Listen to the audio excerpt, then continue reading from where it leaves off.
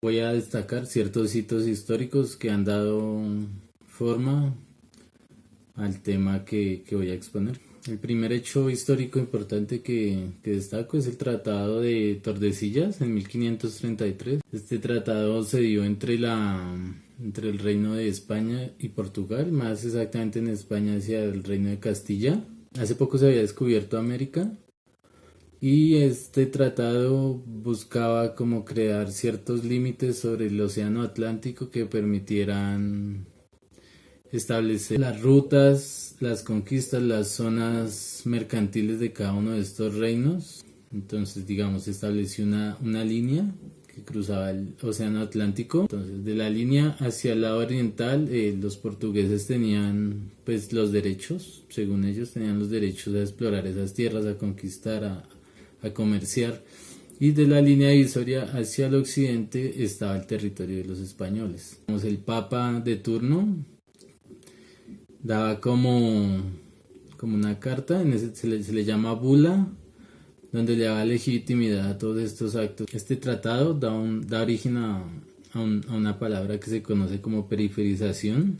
Hay unas regiones centrales, unos países dominantes que están en el núcleo de la economía y básicamente ellos se encargan de salir a conquistar más territorios para mejorar su economía. Estos territorios conquistados pues van a ser los países o las zonas periféricas que van a nutrir de materia prima, de esclavos, de todo lo que necesitan estos países centrales para mejorar su economía. El segundo acontecimiento que quiero destacar es el Tratado de Versalles, que se firmó en 1919 al final de la Primera Guerra Mundial. Se suscribió entre los países aliados, quienes ganaron la Primera Guerra, y Alemania, que junto a Hungría y Austria eran los tres países derrotados.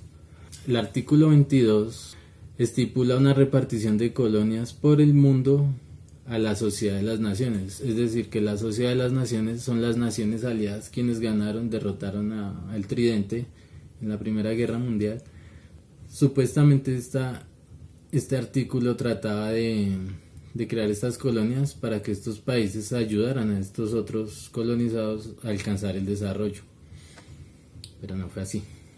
En 1960 sale y se empieza a publicar la teoría de la modernización. Walt Rostow propone que los países en vía de desarrollo, para alcanzar el desarrollo, necesitan capital, tecnología, acumulación de capital y modernización empresarial. Empiezan a crear bancos de Fondo Monetario Internacional, el Banco Mundial. Muchos de estos países subdesarrollados empiezan a endeudarse básicamente porque creen que este es el camino.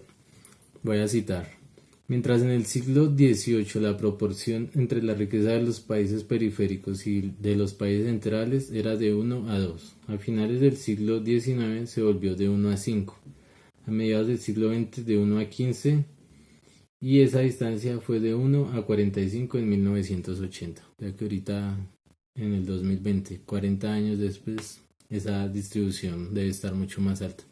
Esto nos indica que básicamente el camino que se propuso en 1960 y después de la Segunda Guerra Mundial parece no ser el correcto.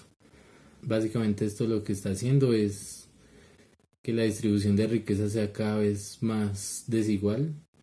Con respecto a las encíclicas, el Papa Juan Pablo II publicó 2 encíclicas que me llamaron mucho la atención.